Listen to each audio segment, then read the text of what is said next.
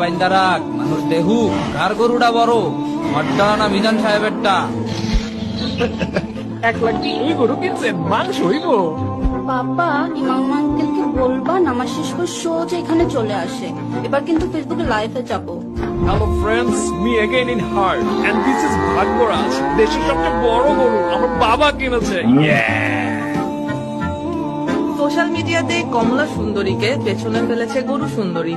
দেশের সবচেয়ে বড় গরুটা কিনেছেন বিশিষ্ট ব্যবসায়ী জনাব ফালাফালা। আব্বা, তুমি এইবারও ছাগল? এই কত? ভাই গরুটা কত?